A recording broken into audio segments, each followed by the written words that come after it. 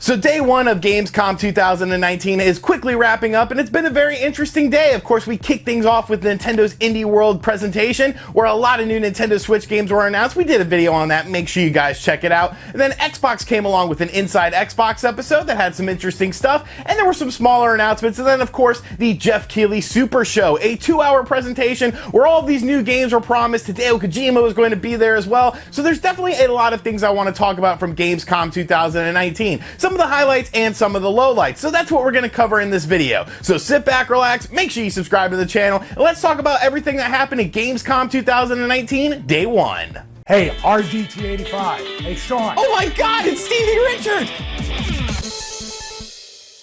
So one of the things I want to talk about that really nobody is talking about from Gamescom 2019 is we got an Intellivision Amico trailer showcasing the system and showcasing some of the first games for the system. And it looks like a new Echo the Dolphin is actually one of the games that's going to be available on the Intellivision Amico. Now, a lot of people have been skeptical about the Amico, and I can definitely understand why, because they definitely have a unique mindset when it comes to creating a video game console. They want a console that everyone can pick up and play. They sort of want to tap into that Wii segment that of course has gone away as time has gone on. And there's a lot of people that play casual video games. So I think that their dedication and their vision being very streamlined is something you have to respect. You might not agree with it, but I think you have to respect it. The games themselves look pretty much what I expected them to look like, you know, older style games, sort of a retro aesthetic, but with HD touches. And I think it's a system that's interesting. It's something that I'm going to be keeping my eye on. It has been given a release date of October of 2020. So a nice little sizzle reel. It's nice to see that we're seeing more information on this than we are with something like the Atari VCS, which has been announced for a much longer time frame. You've actually seen games for the Intellivision Amico. Can you say that for the Atari VCS? You can't. So I definitely recommend you guys check out that full trailer. I'll be showing some bits of it during this, talking over it, but I definitely think you guys should check it out just to see what they're doing with the system and see if it's a system that might interest you. Of course, a lot of these games are going to be $10 or less. The system itself isn't going to be very expensive, so I gotta, tip my hat to it. It's a clear vision, and for that you gotta respect it, but will it be successful? That's really one of the main questions. Another company that was at Gamescom 2019 was Google with Google Stadia. And of course, they showcased some more games coming to the platform. Mortal Kombat 11 will be available on Google Stadia along with the upcoming Cyberpunk game. So that's pretty cool, but really, Google Stadia didn't do anything we weren't expecting them to do. They showcased more games that are currently available on other systems or will be available on other systems that will be available on Google Stadia that you still have to purchase, that can still be removed from your account at any time because of the Google servers. And of course, you have to have an internet connection in order to play these games. So once again, Google Stadia did absolutely nothing for me. It was yet another Google Stadia presentation where they did not make me any way, shape, or form interested in this service. Now, I do understand that there are people out there that like Google Stadia, and if you like Google Stadia, that's cool, man. You're allowed to like what you like to like, because that's just sort of how the world works. All because I don't like it doesn't mean I'm a bad person. It just means I'm not interested in this service, especially when you have things out there like Xbox Game Pass and of course xCloud coming up as well. I just think Google Stadia isn't something for me. But it seems like there's been some backlash about Google Stadia as well, even from fans of the service. So it's definitely going to be very interesting to see. You gotta remember, Google is very new into the video game realm, so I don't think they quite understand the connection between the consumer and the company when it comes to video games, because it's definitely a more intimate connection than you see in other forms of media. So Google Stadia, once again, just not interesting to me, but if you like it, you like it, and you know what, that's cool. And then, of course, the Jeff Keighley Super Show happened, and yeah, look, I don't hate Jeff Keighley. I think he does some interesting things. I have to respect him for the fact that he's able to organize these award shows and get all these big exclusive announcements. Honestly, I kind of like the last video game award show that Jeff Keighley did, but this one, once again, it was definitely a bit disappointing for a lot of people. There was some cool stuff, though. Definitely some highlights that I want to go over, and then some very, very strange things. The first thing I want to talk about is the Predator game, Predator Hunting Grounds. Now, I'm actually really looking forward to this PS4 exclusive. I am a big fan of Ilphonic, who of course made Friday the 13th. I'm playing it once again on the Switch, and yeah, I'm pretty much addicted to it. So I like this style of game that they have been working on, and we got a brand new trailer for Predator Hunting Grounds along with gameplay, and I'm kind of confused. It seems like there's NPCs that are going to be on the map as well, so I guess you're not just hunting a predator, you are also hunting NPCs. It looks like up to 4 people will be able to play at once. You'll be able to take out these NPCs, and then the predator will also be on the map trying to take you out. Details were a bit scant on this game, as with Jeff Keighley promotions, you know, you don't really get all that much gameplay in his trailers or all that much information on his games when he's presenting these games, but I thought it looked cool. It's definitely very promising. I do want to see more gameplay of it. I really want to know how the gameplay works in the game as well. We also got a Gears 5 story trailer, finally. It's not like Gears 5 isn't coming out in a matter of a few days, and I thought the game itself looks very solid. It looks like another great Gears experience, and it's something that I'm definitely going to be keeping my eye on. I'll probably pick it up on Games Pass because, I mean, why wouldn't I pick it up on Games Pass? I have Games Pass, I might as well use it. But yeah, Gears 5, once again, it looks like another solid entry in the Gears series. It looks a bit safe, but I don't think that's necessarily a bad thing for the Gears franchise.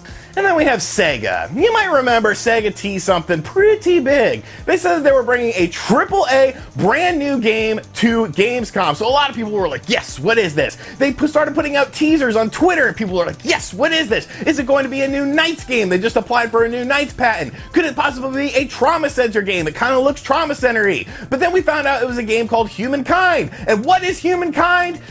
It's a game that I have like negative interest in. It's like a Civilization style game where you build up humankind. And yeah, this is Humankind. Like, Mitch, what do you think of Humankind?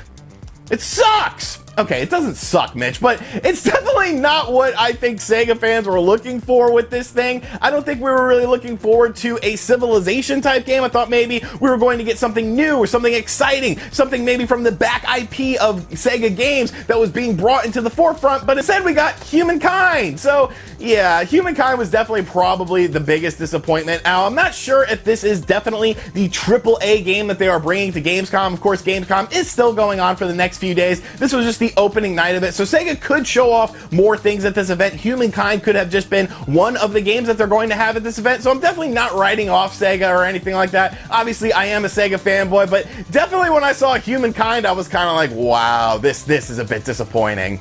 We also got some gameplay for Need for Speed Heat. It looks like a Need for Speed game. It's kind of weird that this game is coming out pretty soon and this is the first we're hearing about it, so I'm kind of leery about this. Is it going to have microtransactions out the ass because this is an EA game? I think the racing itself looks fun and it looks fine, but it's not really anything spectacular. It's not really anything different. When Need for Speed Heat was first sort of announced and they had that little graphic, I thought this was going to be like a throwback game with like 80 supercars like set in Miami or something and coke-fueled races going on. But now it just looks like another standard Need for Speed game, so it kind of soured me on it a little bit. I think they sort of need to take that franchise in a different direction, try to spruce it up a bit, but it's definitely something that I think people will be interested in if they're fans of the Need for Speed franchise. Looks like, once again, another solid and safe entry in the series, but I was kind of hoping they would go a little bit crazier with it. We also got a brand new trailer for The Witcher 3, including a release date for the Nintendo Switch version of the game. And holy crap, like, how did CD Projekt Red make this work on the Nintendo Switch? This game looks absolutely fantastic. Like, I think it looks phenomenal running on the Nintendo Switch. It seems like the frame rate is solid, the environments are very detailed, the characters are detailed as well, the combat looks really fun. It looks like it's going to be an absolutely massive adventure. And now we have a release date of October 15th for The Witcher 3 on the Nintendo Switch. So October is quickly filling up once again, like September is. Wait till you guys see this September upcoming Switch games video. It's absolutely insane. But at the start of October, you have Ghostbusters Remastered coming out. You also have Luigi's Mansion 3 at the end of the month. And now in the middle of the month, you have The Witcher 3. So it's definitely filling up very quick. I'm looking forward to playing this game on the Nintendo Switch. It looks like an amazing port. So definitely something I'm keeping my eye on and something I'm really looking forward to. And then finally, we had the Death Stranding presentation because it's Kojima and it's Jeff Keighley and they're in love, I guess. Or, I don't know, I think Keighley loves Kojima a bit more than Kojima loves Keighley. That's just my observation with this. But wow, like, look, the last time we saw Death Stranding, we got a really nice trailer. And I reacted to that trailer and I was actually really into it. I liked what they showed from it. I liked some of the characters. I liked the environments. I liked the combat that they briefly showed. It looked like a video game. It looked like I understood it. But somehow, some way, they've sort of like backtracked on that, and we got this really weird trailer, and then Kojima being really weird on stage, and like nothing makes sense again. One of the things that's going to be a focal point is PEEING. Yes, PEEING is in the game, and for some reason, PEEING was talked about. And it's like, why are we talking about pissing in a video game? Like, I want to know about the actual video game. Why isn't there more combat? You could shake the little baby jar. Okay? Like, you're sort of bridging East and West to be together or something? What is this, Germany? We're having to break down that wall? Break down that wall. Like, what is going on with this game? And now Jeff Keighley is in the game. Jeff Keighley is actually in the game. It's gotten to the point of where I'm like, you know what? Kojima has to be trolling here.